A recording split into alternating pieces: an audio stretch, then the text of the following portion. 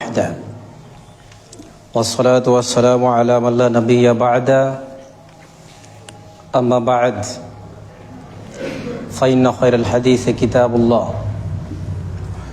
وخير الهدي هدي محمد صلى الله عليه وسلم وشر الأمور محدثاتها وكل محدثة بدعة وكل بدعة ضلالة وكل ضلالة في النار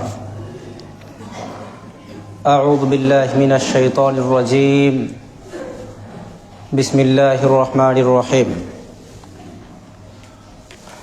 وما آتاكم الرسول فخذوه وما نهاكم عنه فانتهوا واتقوا الله إن الله شديد العقاب وقال الله تعالى في كلامه المجيد أعوذ بالله من الشيطان الرجيم وقضى ربك ألا تعبدوا إلا إياه وبالوالدين إحسانا إما يبلغن عندك الكبر أحدهما أو كلاهما فلا تقل لهما أف ولا تنهرهما وقل لهما قولا كريما وعن أبي هريرة رضي الله تعالى عنه قال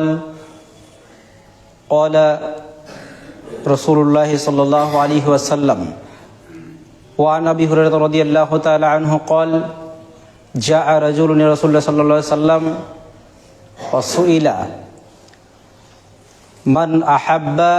من أحق بحسن صحابتي قال أمك قال ثم من قال أمك قال ثم من قال أمك قال ثم من قال أبوك وفي رواية أمك أمك أمك وأباك প্রশংসা আল্লাহ তাআলার জন্য, শান্তি অবতীর্ণ হোক মুহাম্মদ মুস্তাফা সাল্লাল্লাহু আলাইহি ওয়াসাল্লামের উপর। আল্লাহুম্মা সাল্লি আলাইহি আল্লাহুম্মা বারিক আলাইহি। সম্মানিত প্রিয় দিনী ভাই এবং বোনেরা আমার, আজকে আপনাদের সামনে আমি যে বিষয় নিয়ে আলোচনা করতে যাচ্ছি সেটি হচ্ছে পিতামাতার অধিকার। পিতামাতার অধিকার নিয়ে আলোচনা করতে গেলেই পিতামাতার প্রতি সন্তানের যে কর্তব্য এটা চলে আসে অটোমেটিক। অর্থাৎ সন্তানের উপরে পিতামাতার কিছু অধিকার আছে, আমরা এটা নিয়ে আলোচনা করবো ইনশাআল্লাহ। পিতামাতা এমন একটা জিনিস যার মাধ্যমেই সন্তান জান্নাত পেতে পারে, আবার যার মাধ্যমে জাহান্নাম পেতে পারে। পিতামাতা এমন একটা জিনিস যারা পৃথিবীর সব চাইতে দামি জিনিস এবং সব চাইতে সম্মানীয় ব্যক্তিত্ব তারা। পিতামাতা এমন এক জিনিস যাদের সম্মান বর্তমানে সবচাইতে কম হচ্ছে এবং সবচাইতে অবহেলিত হচ্ছে পিতামাতারা। অথচ আল্লাহ তাআলা পবিত্র কুরআন এবং মুহাম্মদ সাল্লাল্লাহু আলাইহি ওয়াসাল্লাম হাদিসের মধ্যে এই পিতামাতা সম্পর্কে যে সমস্ত বাক্যগুলো উপস্থাপন করেছে, যে সমস্ত কথাগুলো উপস্থাপন করেছে, তা যদি আপনি ভালো করে অনুধাবন করেন তাহলে আপনি বুঝবেন যে আপনার পিতামাতার সম্মান আপনার নিকটে কতটা উঁচু মানের হওয়া উচিত। আমি প্রথমতেই বলেছি যে পিতামাতা এমন একটা জিনিস, এমন এক ব্যক্তিত্ব যারা পৃথিবীর সবচাইতে সম্মানিত ব্যক্তি।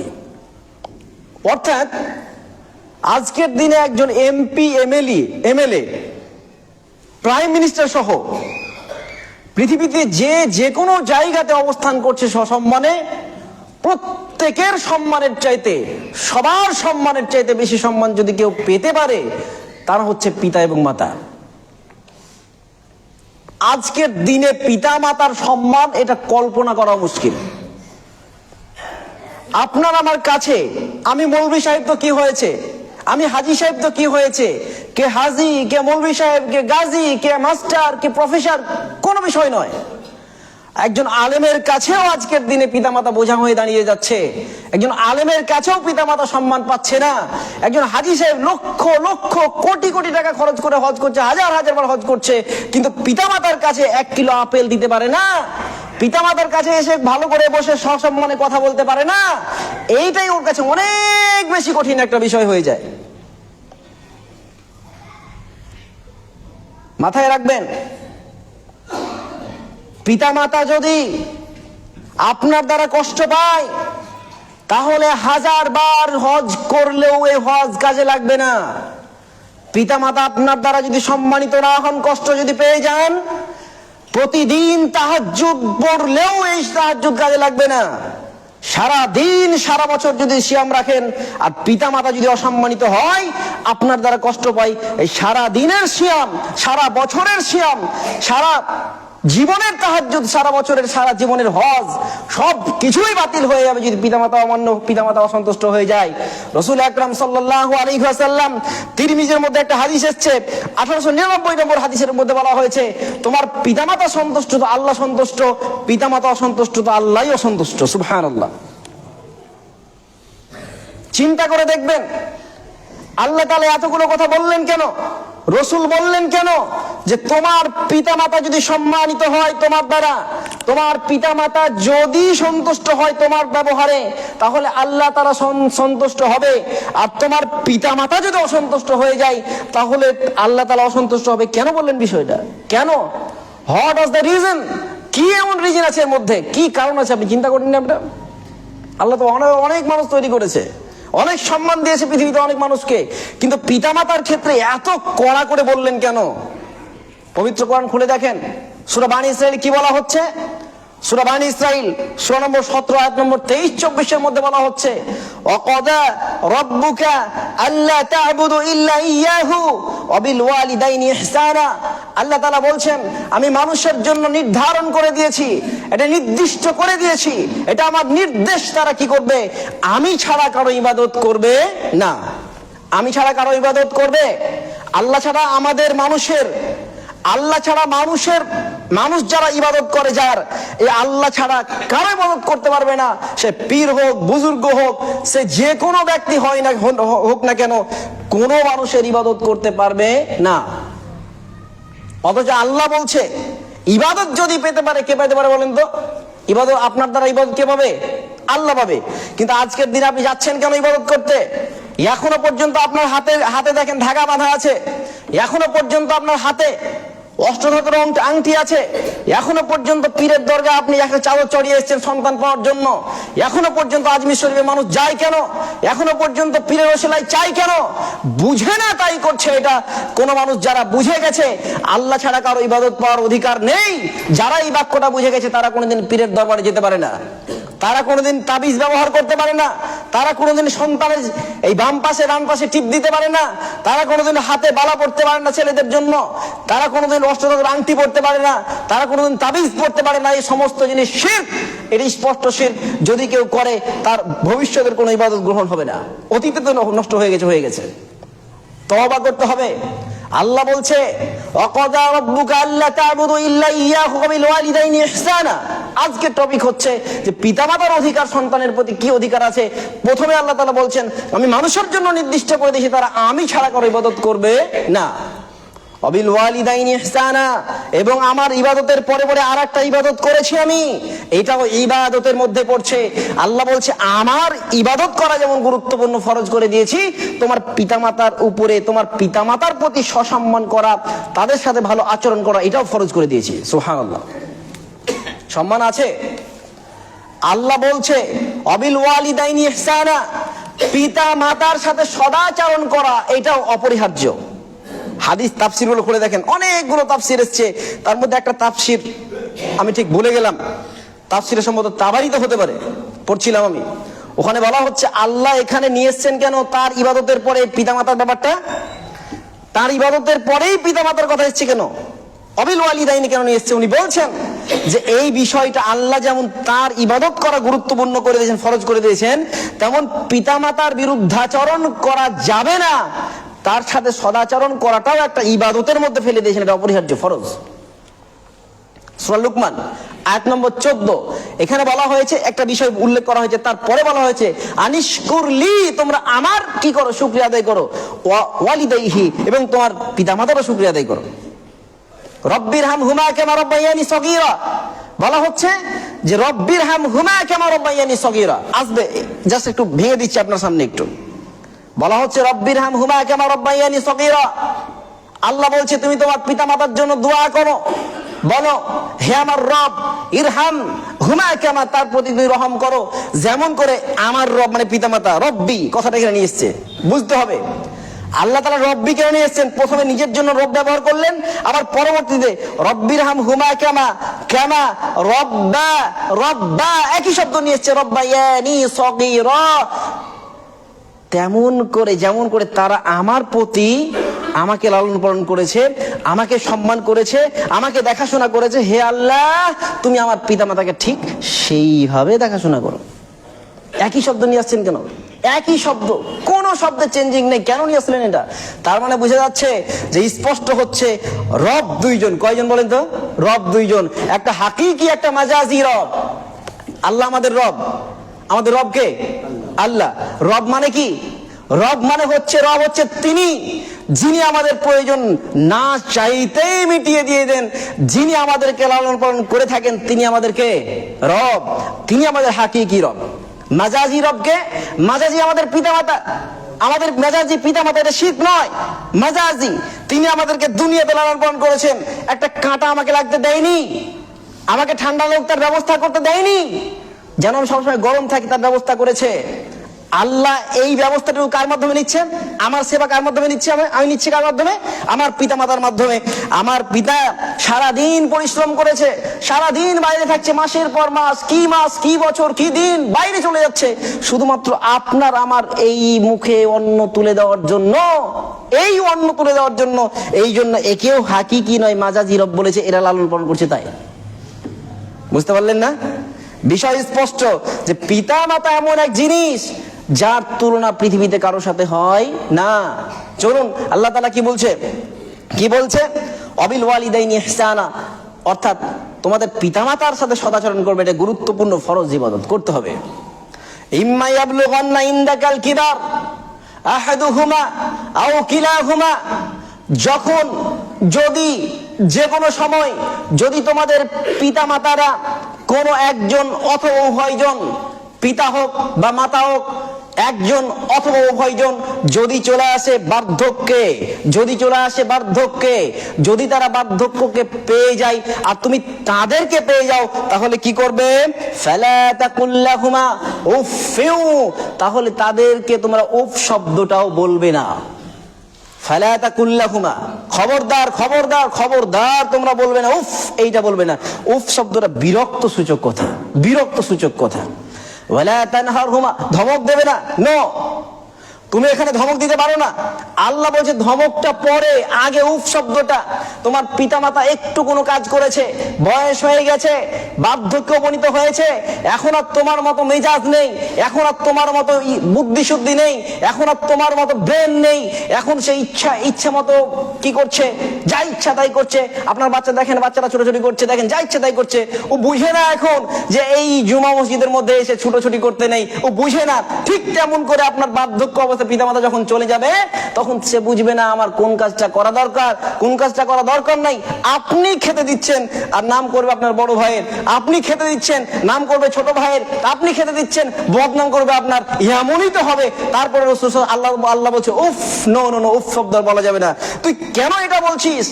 আমি তোকে সারাদিন খেতে দিচ্ছি, আমি খাবার দিচ্ছি, আমি আদর করছি, আমি লালন পালন করছি, আমি ওষুধের ব্যবস্থা করছি, আর তুমি আমার নামে বদনাম করছো পাড়ায় পাড়ায়। তোমার পিতামাতা যদি এটা করে তবুও তুমি উফ করতে পারবে না, এটা চূড়ান্ত।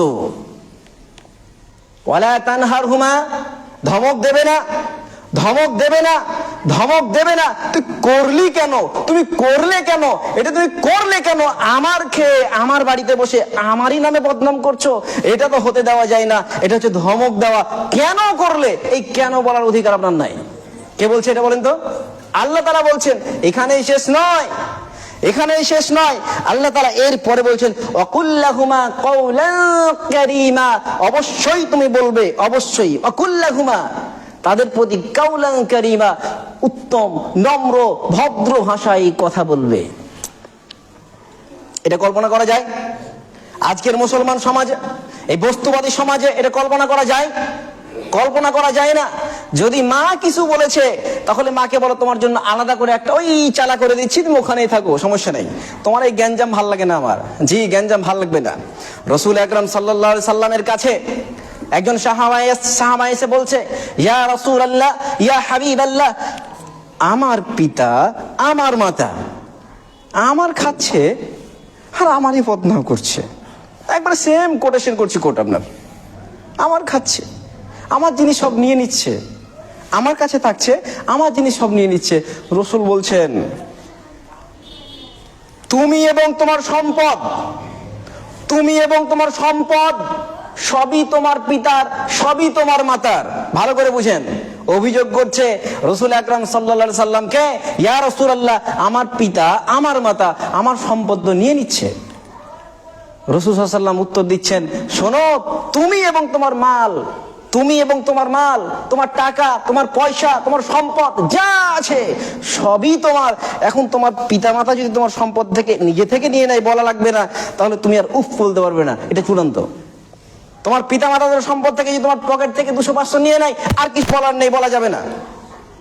মানে পিতামাতা তোমার থেকে নিতে পারে, তোমার থেকে জোর করে নিতে পারে, তোমার থেকে না বলে নিতে পারে, তোমার বউকে না বলে নিতে পারে, তোমার ঘর থেকে নিতে পারে, কিছু বলতে পারবে না। যে রাসূল বলছেন তুমি এবং তোমার সম্পদ সবই কার? সবই কার বলেন তো? পিতামাতার। তো পিতামাতা যদি তারই সম্পদ সবই হয়, আমি যদি আমার মায়ের হই, আমি যদি আমার পিতার হই, তাহলে আমার কিছু আছে? আমার যদি সবই হই, আমি যদি কারো হয়ে যাই, তো আমার যেখান থেকে ইচ্ছে নিতে পারে, এতে বাধা দেওয়ার কিছু থাকে না। চলুন আল্লাহ তাআলা তার পরে কি বলছে? আল্লাহ তাআলা তার পরে বলছে, ওয়াখফিদ লাহুমা জানাহাদ যুল্লি মিনার রাহমা ওয়া কুর রাব্বিরহামহুমা কামা রাব্বায়ানি সগীরা। আল্লাহ তাআলা এরপর বলছেন, ওয়াখফিদ লাহুমা জানাহাদ যুল্লি মিনার রাহমা, শোনো, তোমাদের যে রহমত আছে, তোমাদের যে অনুকম্পা আছে, তোমাদের যে দয়া আছে, এর চাদরটাকে, ডানাটাকে বিছিয়ে দাও তোমাদের পিতামাতার জন্য। আবারও বলছি আমি, আল্লাহ তাআলা বলছে তোমাদের যে রহমত আছে, তোমাদের যে অনুকম্পা আছে, তোমাদের যে মায়া আছে, তোমাদের যে নম্র আচরণ আছে, তার যে ডানা আছে, ডানা এই ডানাটাকে বিছিয়ে দাও তাদের জন্য, বিছিয়ে দাও। এখানেই শেষ নয়, আল্লাহ বলছেন অকুর রব্বিরহামহুমা কামা রাব্বায়ানি সগীরা। শোনো, শুধু ডানা বিছালেই হবে না, এখন দুআও করতে হবে। কি করতে হবে? দোয়া করতে হবে। কি বলবে? আল্লাহ, তুমি আমার পিতামাতার প্রতি সেইভাবে দয়া করো যেমন করে তারা আমার প্রতি দয়া করেছে। সুবহানাল্লাহ। কল্পনা করেছেন? এটা কল্পনা করা যায়? কল্পনা করা যায় এই বস্তুবাদী সমাজে? বস্তুবাদী সমাজ ভাবছে পিতামাতা তাদের জন্য একটা বৃদ্ধাশ্রম করলে তো হয়,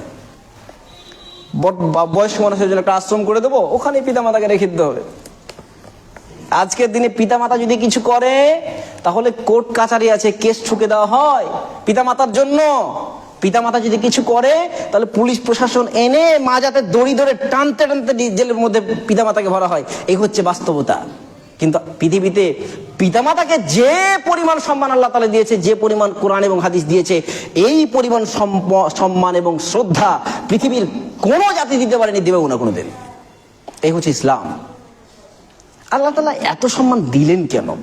কেন আপনাকে বলছে যে তুমি উফ বলতে পারবে না? কেন কেন বলছে? কেন বলছে সবই যদি নিয়ে নেয় তবু তার সাথে ভালো আচরণ করতে হবে? কেন?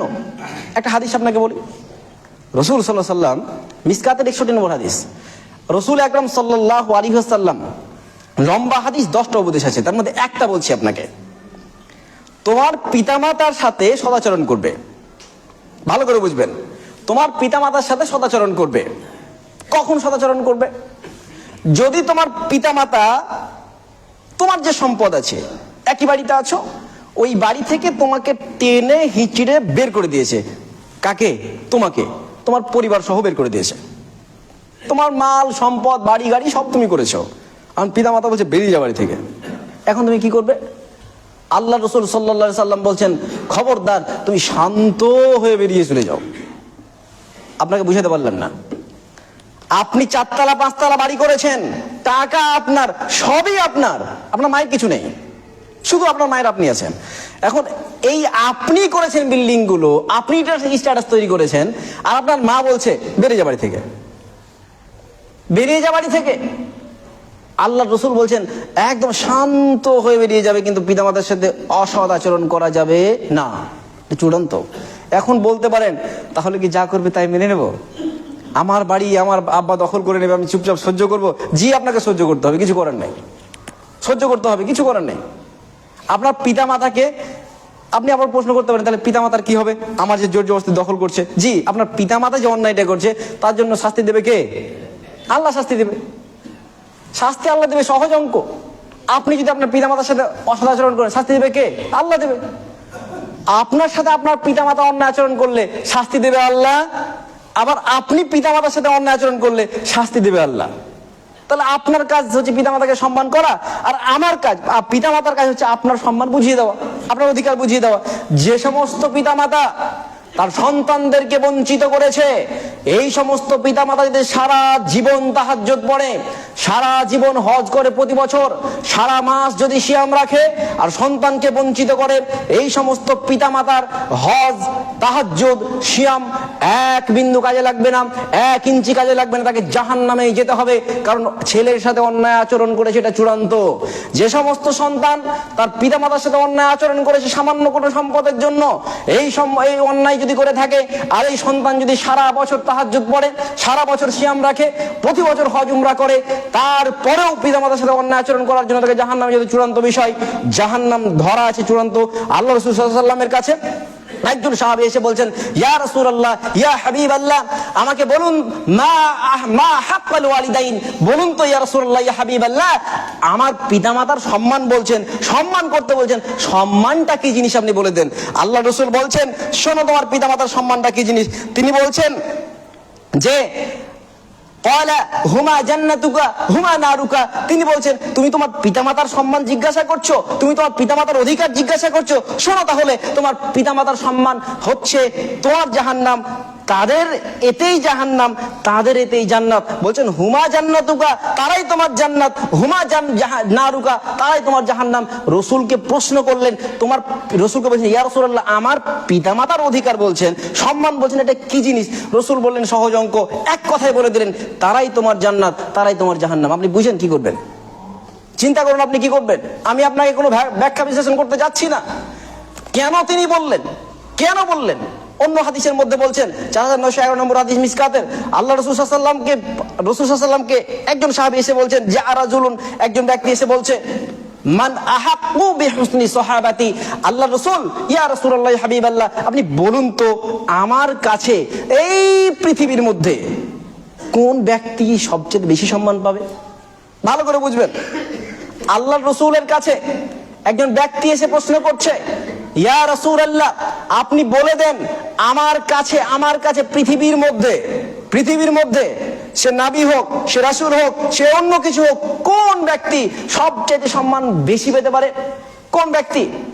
রাসূল সাল্লাল্লাহু আলাইহি ওয়াসাল্লাম বলে দিলেন, উম্মুকা, তোমার মা। সিম্পল উত্তর। এবার তিনি বলছেন, ক্বালা সুম্মা মান, তারপরে কে? তারপরে তিনি বলছেন উম্মুকা, আবারও বলছেন ক্বালা সুম্মা মান, বলুন তারপরে কে? রাসূল বললেন উম্মুকা, এরপরে তোমার মা, ক্বালা সুম্মা মান, আপনি বলুন তারপরে কে? এবার বলছে তোমার বাবা। আপনাকে আমি বুঝাতে পারিনি হাদিস, এখনো বুঝাতে পারিনি।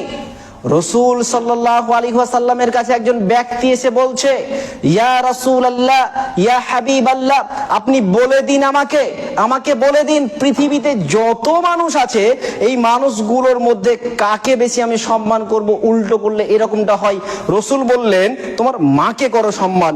এই ব্যক্তি আবারও বলছে, বুঝলাম, আমার মাকে সম্মান করব, তারপরে কাকে করব? আল্লাহ রাসূল বলছেন তোমার মাকে করো। এরপর বলছে, আবারও বলেন তারপরে কাকে করব?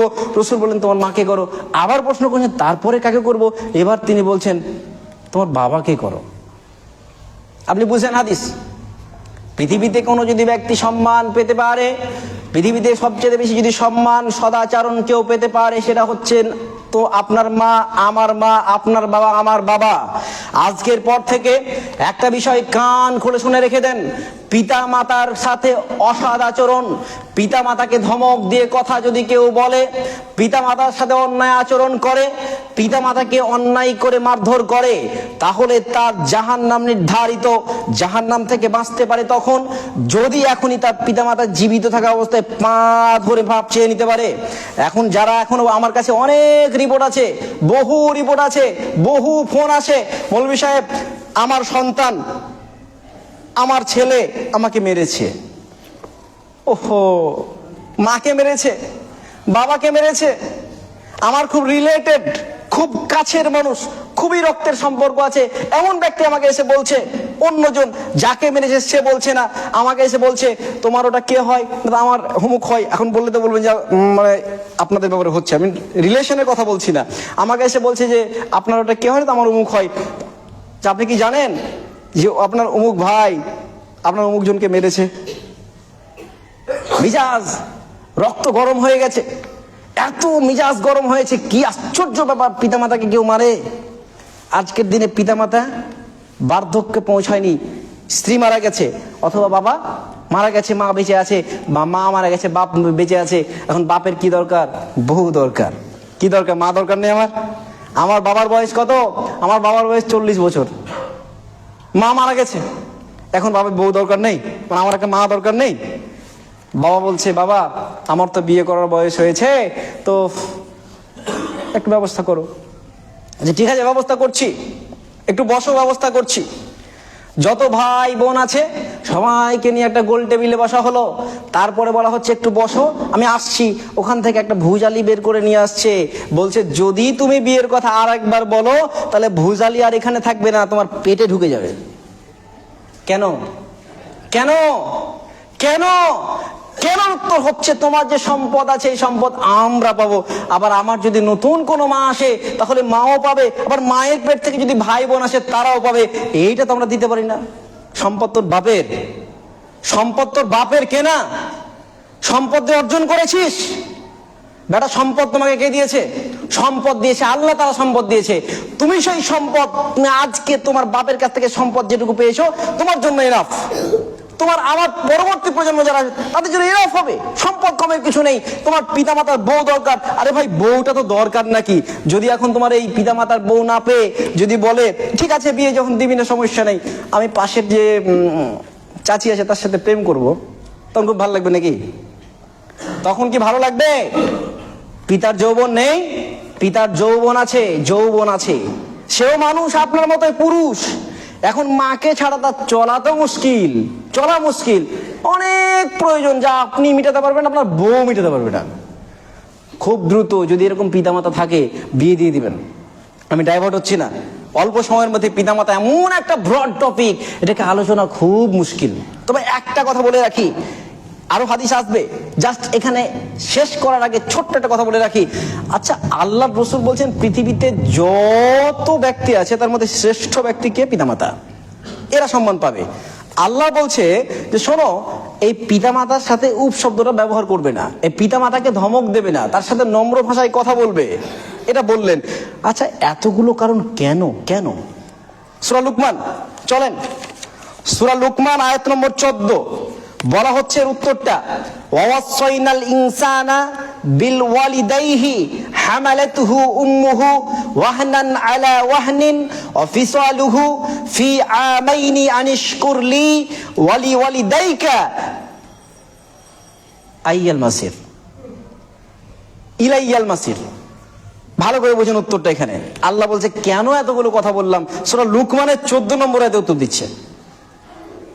বলছে ওয়াসাইনাল ইনসানা বিওয়ালিদাইহি হামালাতুহু উম্মুহু, কেননা তোমার মা তোমাকে গর্ভে ধারণ করেছে। কে ধারণ করেছে? কোথায়? গর্ভে ধারণ করেছে। তোমাকে 2 বছর দুধ পান করিয়েছে, গর্ভে ধারণ করেছে, 2 বছর দুধ পান করিয়েছে। 2 বছর দুধ পান করাতে কি পরিমাণ কষ্ট সহ্য করেছে, গর্ভধারণ করতে কি পরিমাণ কষ্ট সহ্য করেছে, আপনি কল্পনা করেছেন? আচ্ছা, গর্ভধারণের সময় আপনার মা কোনোদিন ভালো করে খেতে পারেনি, আপনার মা কোনোদিন ভালো করে বসতে পারেনি, চেয়ার ছাড়া বসতে পারেনি, বসেছে তো শুয়ে থাকতে হয়েছে, শুয়ে থাকতে আবার উঠতে হয়েছে, বসে না থাকতে পারে ছুটোছুটি করেছে, কারো সাহায্য নিয়ে চলতে হয়েছে। এত সমস্যার মধ্যে আপনার গর্ভ হয়েছে, আপনি আপনার মায়ের পেটে ছিলেন তখন লাথি মেরেছেন, যন্ত্রণা ভোগ করেছে, আপনি নড়াচড়া করেছেন, তাকে নড়তে হয়েছে, আপনার কারণে আপনার মা খেতে পারেনি, বমি হয়েছে, এত কষ্ট সহ্য করেছে আপনার মা। যখন আপনি ছোট্ট ছিলেন আপনার মায়ের গর্ভের মধ্যে, তখন এত অত্যাচার আপনি করেছেন। গর্ভ থেকে যখন বের হন, যখন প্রসব হয়, তখন আপনি জানেন কি পরিমাণ কষ্ট সহ্য করেছে। বিজ্ঞান তথ্য বলছে একটা মানুষ কষ্ট সহ্য করতে পারে কতটুকু, ব্যথা সহ্য করতে পারে কতটুকু। বিজ্ঞান বলছে ব্যথা অনুভব করার ব্যথা মাপক যন্ত্রের নাম ডেল। একজন মানুষ সব চাইতে যদি কোনো ব্যথা সহ্য করতে পারে 45 ডেল, এটা সহ্য করতে পারে। কিন্তু মা কতটুকু সহ্য করে? একটা মানুষ যন্ত্রণা সহ্যের সীমা ক্রস করে গেলে যে যতটুকু হয়, একজন মা যখন সন্তান প্রসব করে তখন 57 ডেল পর্যন্ত ব্যথা হয়। 57 ডেল, যা একটা মানুষের পক্ষে এই কষ্ট সহ্য করা সম্ভব নয়। আর একটু ক্লিয়ার করি, এই 57 ডেল যে পরিমাণ ব্যথা দেবে, 20টা হাড়কে একসাথে ভেঙে দিলে যে পরিমাণ ব্যথা হয়, কোন টাইপের?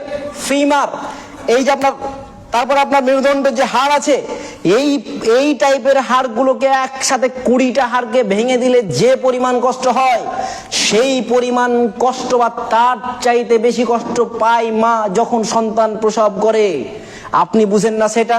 আল্লাহ আপনাকে, আপনার মাকে কেন সম্মানিত করলেন? আল্লাহ রসুল কেন সম্মানিত করলেন? এই জন্যই করলেন যে তোমার জন্য তোমার মা তার অসহ্য যন্ত্রণা সহ্য করেছে শুধুমাত্র তোমাকে পৃথিবীর আলো দেখার জন্য। আর আজকে পৃথিবীতে তুমি সম্পদ হলে তার সাথে নোংরা আচরণ করবে, এটা কখনো হতে পারে না। আল্লাহ এটা মেনে নিতে পারে না। আল্লাহ এটাই বলছে, তুমি তোমার দ্বারা তুমি উফ শব্দটাও বলবে না, ধমক তো দূরের কথা, উফ শব্দটা বলবে না, উফ বলবে না, ধমক দেবে না, তার সাথে ভদ্র ব্যবহার করবে, ভদ্র। রসুল বলছেন তোমার মাধ্যমে সবচাইতে উত্তম আচরণ পাবে তোমার পিতামাতা। রসুল বলছেন তোমাকে যদি তোমার পিতামাতা ঘর থেকে বের করে দেয়, তুমি বেরিয়ে যাবে, একদম নির্দ্বিধায় বেরিয়ে যাবে, তবুও তোমার পিতামাতার সাথে নোংরা আচরণ করবে না। এই হচ্ছে পিতামাতা। লাস্ট একটা হাদিস আপনাকে বলছি। রাসূল সাল্লাল্লাহু আলাইহি ওয়াসাল্লামের কাছে একজন সাহাবা আসলেন এবং বলছেন, ইয়া রাসূলুল্লাহ, ইয়া হাবিবাল্লাহ, আমি জিহাদে যেতে চাইছি, আমার এখন বয়স হয়েছে, আমার ফুটন্ত যৌবন আছে, এই সামনে যুদ্ধ আসছে, এই যুদ্ধ আমি জিহাদ করতে চাইছি। রাসূল আকরাম সাল্লাল্লাহু আলাইহি সাল্লাম বলছেন যে বাড়িতে কি তোমার বাবা মা জীবিত আছে?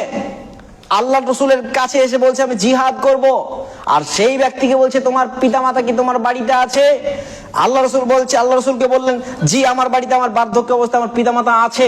এবার তিনি বলছেন, যাও তুমি তোমার পিতামাতার সম্মান করো, কেননা জান্নাত তাহতা রিজলাইহি, কেননা আল্লাহর যে জান্নাত আছে তোমার মায়ের পায়ের নিচে আছে, তোমার বাবার পায়ের নিচে আছে জান্নাত। তুমি জিহাদের ময়দানে এখন খুঁজছো, আর পিতামাতা বাড়িতে বার্ধক্য অবস্থায় আছে, তুমি এই দিকে না গিয়ে এবং তোমার পিতামাতার সেবা করো, তোমার পিতামাতার সন্তুষ্টি অর্জন করো, তাহলে তুমি জান্নাত পেয়ে যাবে। তুমি ওখানেই খুঁজে দেখো জান্নাত আছে। সুবহানাল্লাহ বলবেন না? এই হচ্ছে পিতামাতার অবস্থান। আজকের আলোচনা যারা শুনলেন, আমি তাদের কাছে মিনতি করছি, যে কোনো মূল্যে আজকের আগে, এখন 12:35 আগে পর্যন্ত সারা জীবনে আপনার মাকে কত যে অভদ্র আচরণ করেছেন, কত যে নোংরা আচরণ করেছেন, কত যে খারাপই করেছেন, আল্লাহ ভালো জানে। আমি বলছি না যে আপনি সবাই করেছেন, অনেক মানুষই আছে এমন যে পিতামাতাকে সম্মান করে না। তেমন অনেক মানুষ আছে যারা পিতামাতাকে সম্মান করে।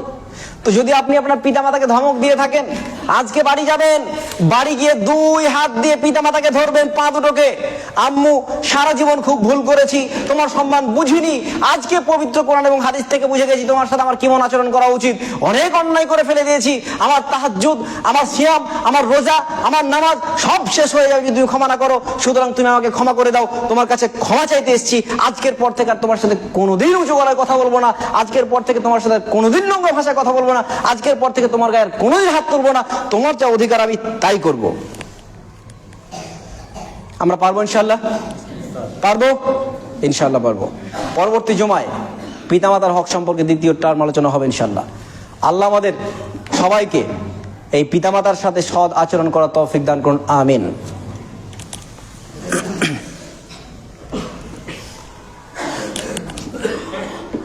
আলহামদুলিল্লাহ ওয়াহিদা ওয়াসসালাতু ওয়াসসালামু আলা মান লা নাবিয়্যা বা'দা, আম্মা বা'দ। ফাউযু বিল্লাহি মিনাশ শাইতানির রাজীম। বিসমিল্লাহির রহমানির রহিম। ওয়া মা আতাকুমুর রাসূলু ফাখুযুহু ওয়া মা নাহাকুম আনহু ফান্তাহু ওয়াত্তাকুল্লাহ ইন্নাল্লাহা শাদীদুল ইকাব। প্রথমে যে আয়াতটি পরিবেশন করেছিলাম, আয়াতটি হচ্ছে সূরা হাশরের 7 নম্বর আয়াত। এখানে বলা হচ্ছে, রসুল তোমাদেরকে যা দিয়েছে সেটা গ্রহণ করো, যেটা নিষেধ করে সেটা বর্জন করে দাও। আমাদেরকে রসুল দিয়েছেন পিতামার সাথে ভদ্র আচরণ করার জন্য, এটা বলেছেন, আর নিষেধ করেছেন অভদ্র আচরণ করতে। আজকের আয়াতের মূল জিস্ট হচ্ছে পিতামাতার সাথে সদাচরণ করা। আল্লাহ আমাদের সবাইকে এই পিতামাতার সাথে সদাচরণ করার তৌফিক দান করুন, আমিন। আল্লাহ, যারা আমরা পৃথিবীতে, যারা এখানে অবস্থান করছি, যারা আমার কথা শুনছে, যারা পিতামাতার সাথে অন্যায় করেছে, আল্লাহ তুমি তাদেরকে ক্ষমা করে দাও। তাদের মনটাকে আল্লাহ পিতামাতার কাছে, পিতার পা জড়িয়ে ধরে যেন ক্ষমা চাই, তার সেই রকম মানসিকতা তৈরি করে দাও, আমিন। আল্লাহুম্মা সাল্লি আলা মুহাম্মাদিন ওয়া আলা আলি মুহাম্মাদ কামা সাল্লাইতা আলা ইব্রাহিম إنك حميد مجيد اللهم بارك على محمد وعلى آل محمد كما باركت على إبراهيم وعلى آل إبراهيم إنك حميد مجيد ربنا ظلمنا أنفسنا وإن لم تغفر لنا وترحمنا لنكونن من الخاسرين رب ارحمهما كما ربياني صغيرا ربنا تقبل منا إنك أنت السميع العليم والحمد لله رب العالمين.